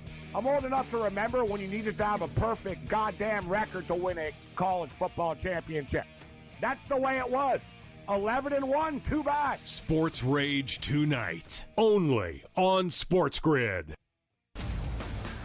Grandma Bear, who owns the football team, probably comes in, gives a little, oh, man, you're such a good little boy out there. Congratulations, the way you coach this football team. I'm never going to fire you. Totally, I missed you pinching your own cheek as I was looking down and did not know we were getting. Oh, Donnie, you got such a good show there with that guy named Ben.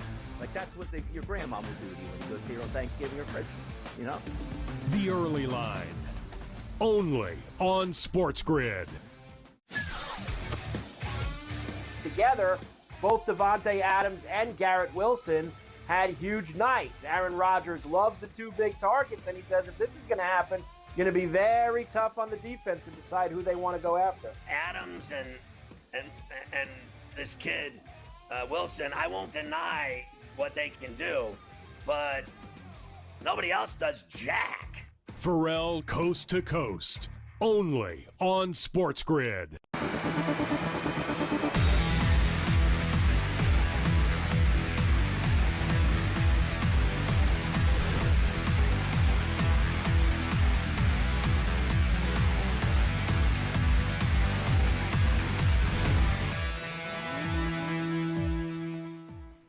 So a couple things on the Buccaneers.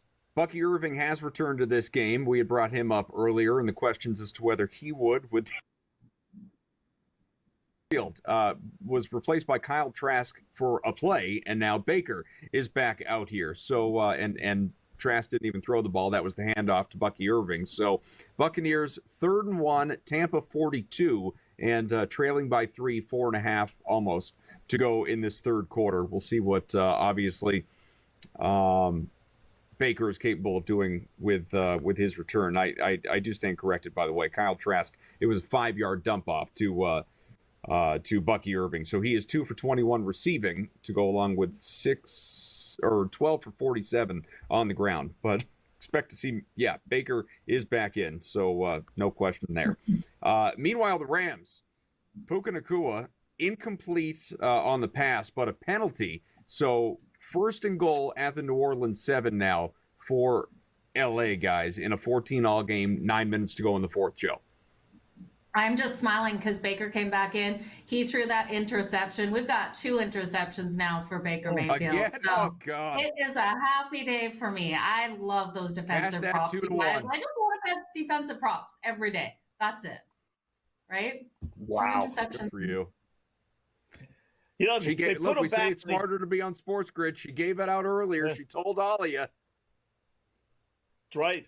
I was going to say, first play back in the game, you think they just let them, warm up a little bit. We'll just hand the ball off here, right? No big deal, right? We got it down, right inside the territory there. And they throw them back to pass, So, wow, that's all right. So 13-10, they still trail. Rams looking to punch it in. How about can I get a Matthew Stafford to Puka touchdown pass here?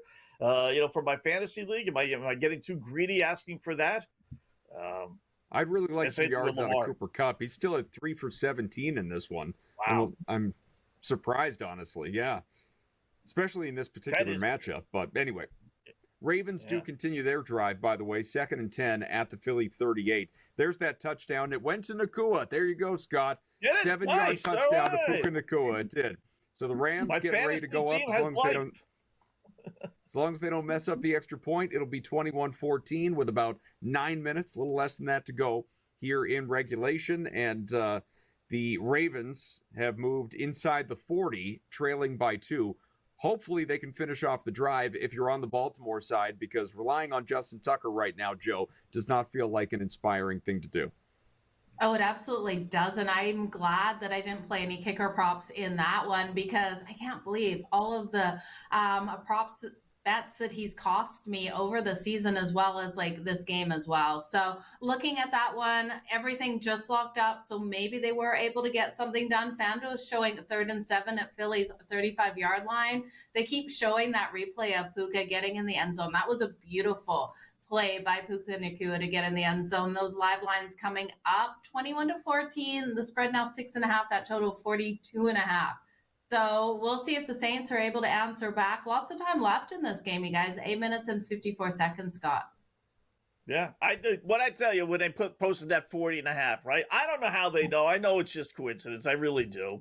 And clearly it wasn't because my TV was behind the scenes. But they posted 40.5 in a game that struggled to have any scoring. It was 14-14, which means you needed 2 touchdowns.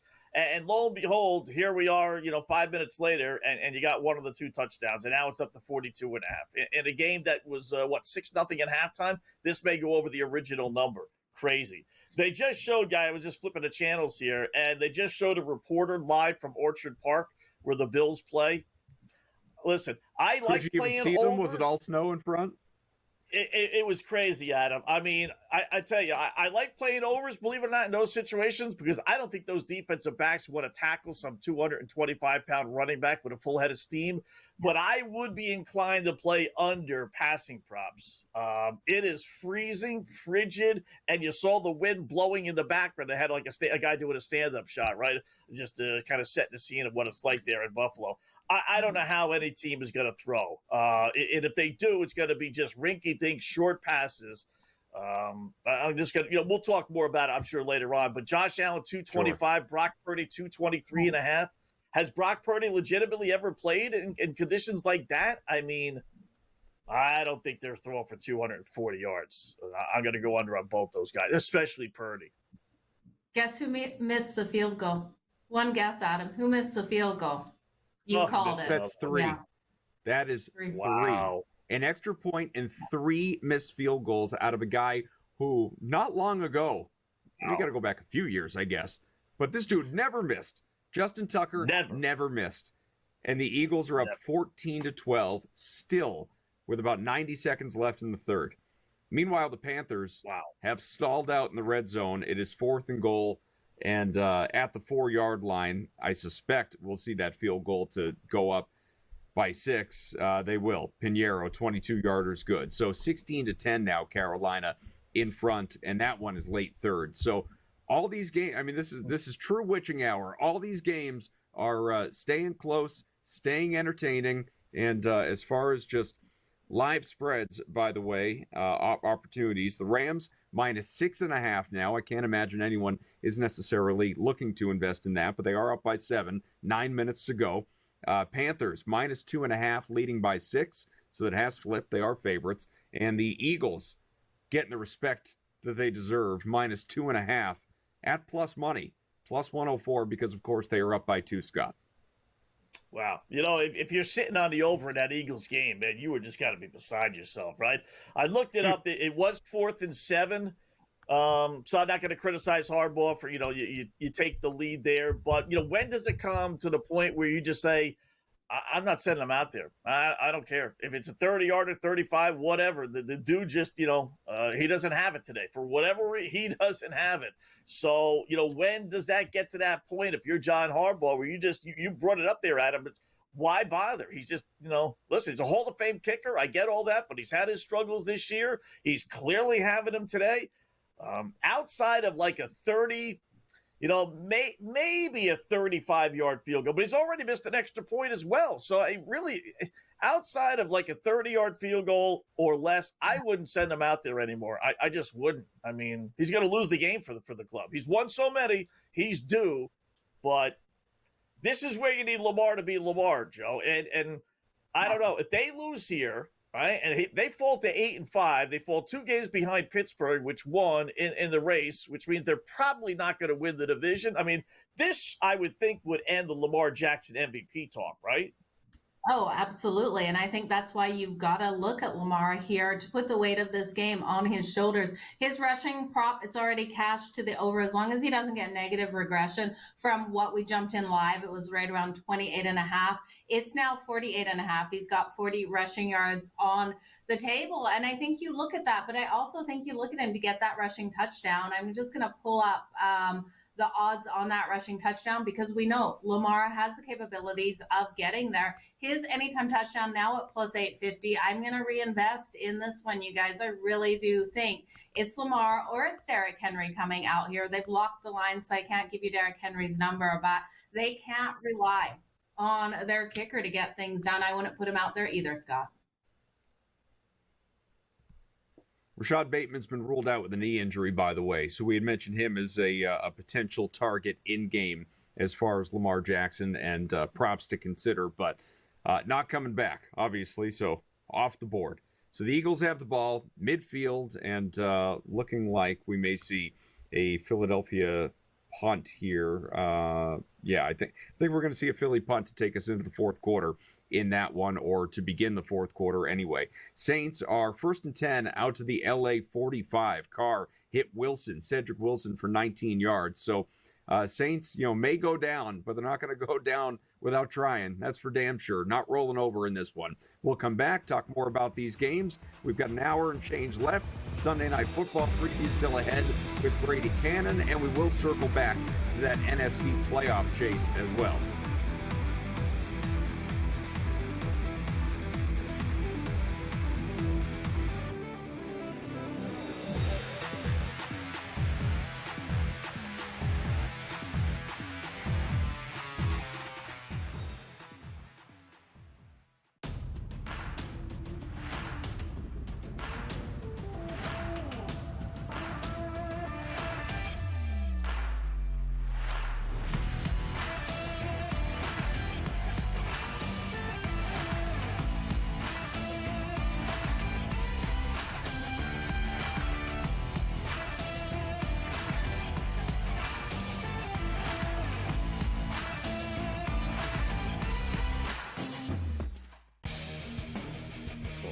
We live in a society right now where everybody's a snowflake, everybody's a cupcake, and everybody thinks that nothing is fair. Everything is like, it's not fair. We should have a better chance. We need more. You know what? I'm old enough to remember when you needed to have a perfect goddamn record to win a college football championship. That's the way it was. 11-1, too bad. Sports Rage tonight, only on SportsGrid. Grandma Bear, who owns the football team, probably comes in, gives a little, oh, man, you're such a good little boy out there. Congratulations, the way you coach this football team. I'm never going to fire you. Unfortunately, I missed you pinching your own cheek as I was looking down and did not know we were getting. Oh, Donnie, you got such a good show there with that guy named Ben. Like, that's what your grandma would do to you when you go see her on Thanksgiving or Christmas, The Early Line, only on SportsGrid. Together, both Davante Adams and Garrett Wilson had huge nights. Aaron Rodgers loves the two big targets, and he says if this is going to happen, going to be very tough on the defense to decide who they want to go after. Adams and this kid Wilson, I won't deny what they can do, but nobody else does jack. Pharrell Coast to Coast, only on SportsGrid.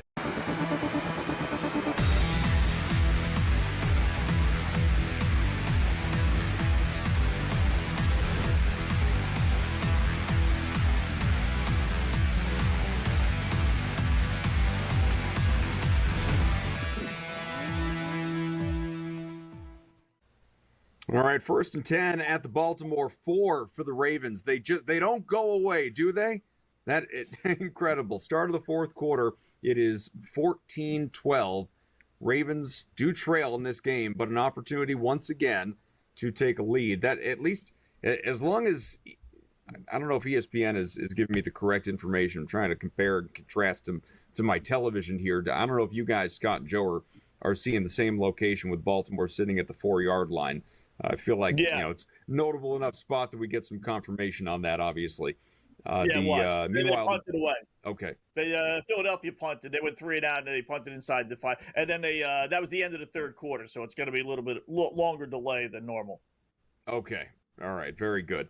Rams up 21-14 at the Saints. That has 4.5 to go. The Saints do have the ball. 1st and 10 at the LA 34. Yeah, there we go. Now it's refreshed itself. So Baltimore's 3rd and 2 at the ball at its own 13.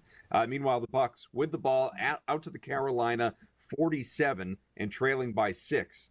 Meanwhile, at the Panthers with almost the entirety of the fourth quarter to go. Joe, anywhere live you want to hop in?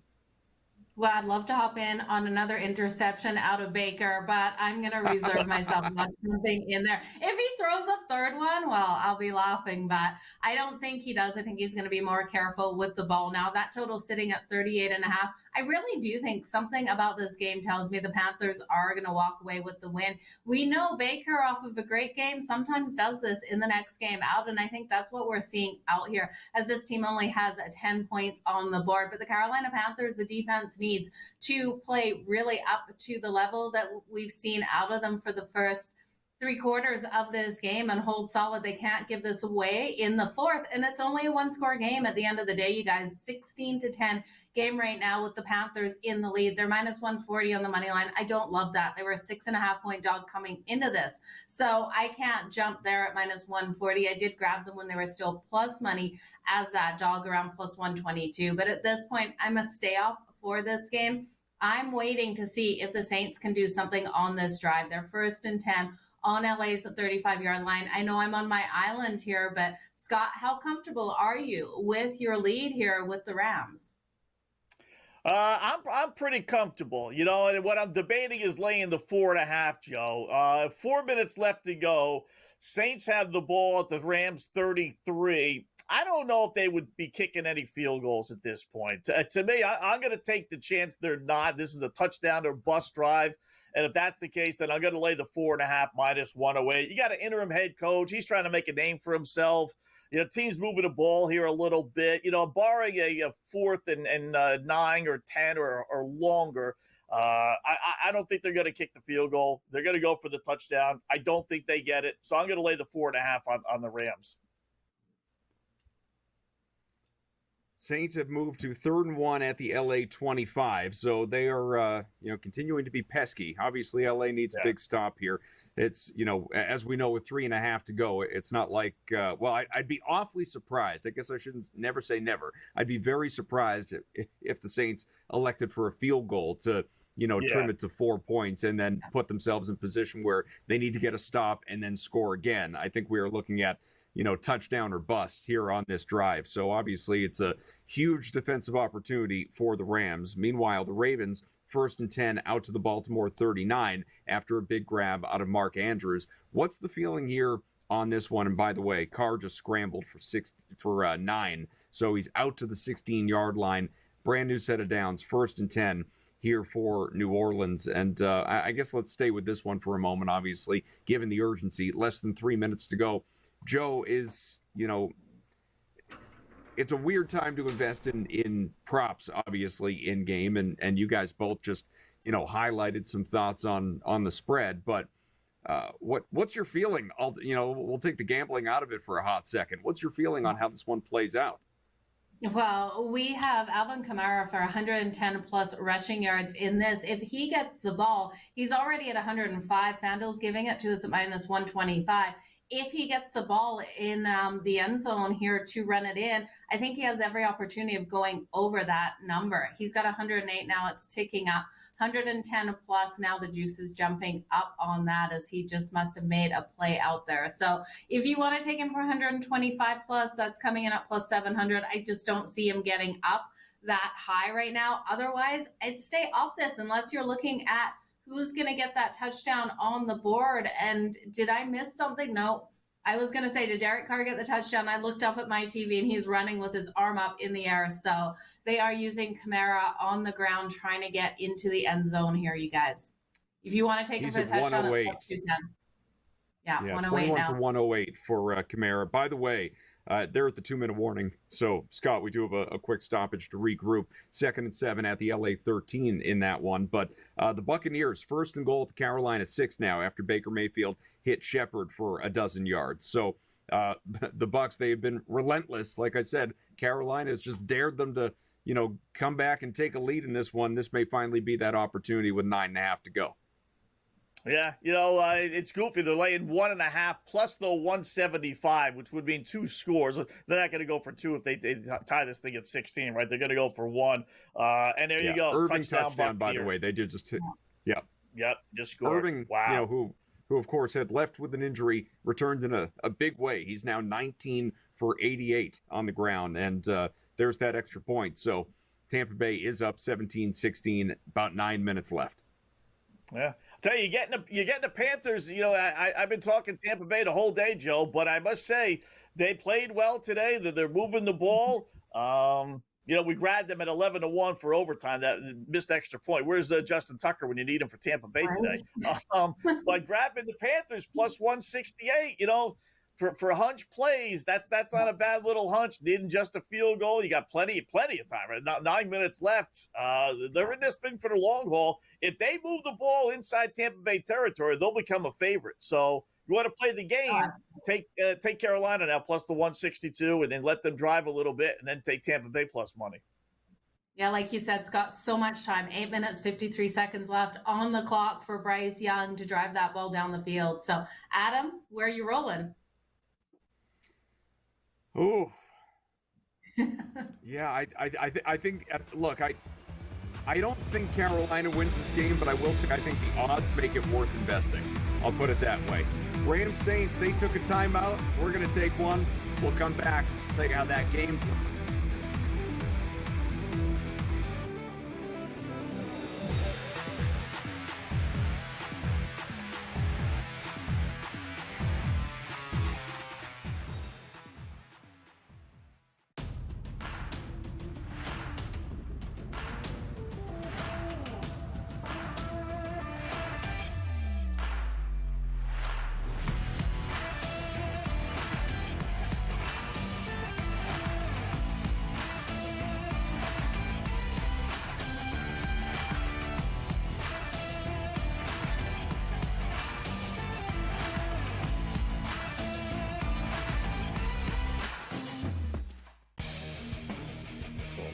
We live in a society right now where everybody's a snowflake, everybody's a cupcake, and everybody thinks that nothing is fair.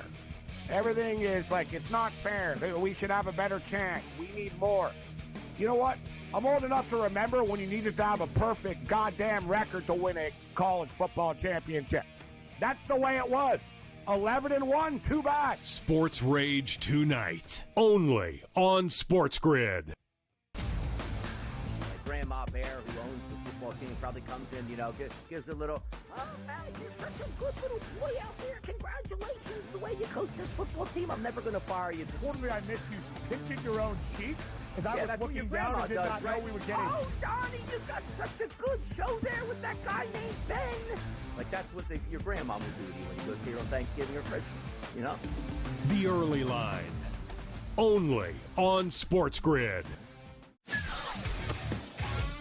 Together, both Davante Adams and Garrett Wilson had huge nights. Aaron Rodgers loves the two big targets, and he says if this is going to happen, going to be very tough on the defense to decide who they want to go after. Adams and this kid Wilson, I won't deny what they can do, but nobody else does jack.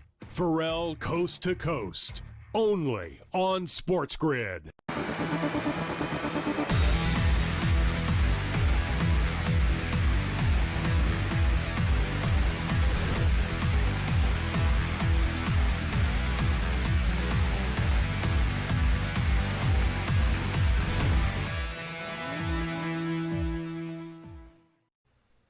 All right, here comes the moment of truth because the Saints are 4th and 3 at the LA 9, Scott and Joe, with a $1:13 left in regulation in this one. This is for the game, obviously, for the Rams, and an opportunity to seal this one or risk potential overtime, obviously. Would we get a repeat of what happened in that Colts-Patriots game? If the Saints score here, do they go for 2? The 4-7 Saints, basically, really, what are they playing for? I know mathematically they're alive, but you move the ball a little bit here on this drive. I would. I like going for it. You know what? The Rams have moved the ball exceptionally well. 21 points this second half. Your defense hasn't shown any ability to stop them.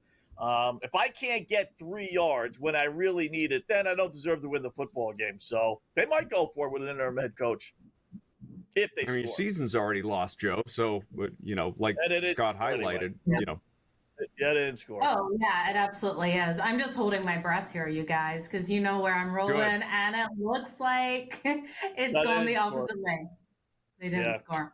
Love it. All right, so Scott, you'll as long as they hang on and don't fumble away an opportunity or something, then you'll cash that big parlay. We'll hit the pregame Rams -2.5. Feel good about that, and that takes us into 2 games with about an hour left that, for us anyway, that are still in progress and still awfully tight.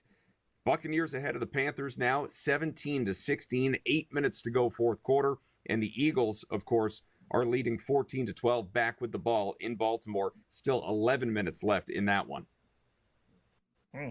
I'm surprised Baltimore, they had it deep inside their own territory. They got a couple of first downs, but then the drive is stalled. I mean, that's been the MO, this entire, Ravens game for them. Being able to move the ball, get it in the red zone, drives are stalling. Tucker comes on, misses the field goals, but that's been the same old thing. Remember, they had 9 points their first 2 drives. I mean, this looked like it was going to be a Ravens, whether they win or lose, who knows, but, they're going to put 30 points on the board. And it's been very little since. So they're counting on the defense, which really hasn't, shined this season. But 10.5 minutes left. There's plenty of time. But I think Philadelphia wins the game. I thought it from the outset. They're laying 1.5. I don't like -140. So I probably realistically wouldn't make that bet. But I do think they win this football game, Joe. Yeah, I agree with you here. I like them coming into this one as well. And that juice just keeps ticking up on them. I'm seeing -154 out here for the Philadelphia Eagles. So not a range that I'd be comfortable in. But if you guys do see that drop to the -110 and don't have a play in this game, that's where I'd be looking. It just jumped up to -240. I'm seeing 3rd and 7 on their own 41-yard line, but I'm guessing something else happened out there, Scott, because we know they don't jump up that big unless something is really happening out there on the books. But that total 30 35.5. You guys have really expected more scoring in this one. I expected Lamar to be able to rush one in. I expected both Derrick Henry and Saquon Barkley to have success, and we just haven't seen it. Out of all three of those, we did see Jalen Hurts, so for the tush push in for that touchdown. But otherwise, low-scoring game. Is that what you expected out here, Adam, a lower-scoring one? No. I would have thought we'd get some points, especially because though the Eagles' defense has certainly improved in recent weeks, Baltimore's defense is not any good. So I would have thought, given the two offenses and the star power on either side, we would have gotten more scoring in this one. So, no, I'm pretty surprised. And, I'm not going to do anything, with it now, probably, with the live total sitting at 36.5. But that being said, at 26 total at the moment, 9 minutes to go, I still wouldn't be shocked if we got there. Again, it would take a couple of touchdowns or touchdown and, touchdown and a 2-point conversion, a field goal, whatever, and some combination. But I am surprised that we're looking at 14-12 at the moment, for sure. I would have thought, especially even though I'm on the Eagles side, I don't know why I'm particularly surprised at the, thus far ineptitude of the Ravens offense, Scott. Yeah, another pet peeve of mine has come up in this Rams game. It goes back to simple arithmetic, which we don't. Well, maybe we do have time. I'll try and explain it fast. But Rams need a first down, right, to win the game.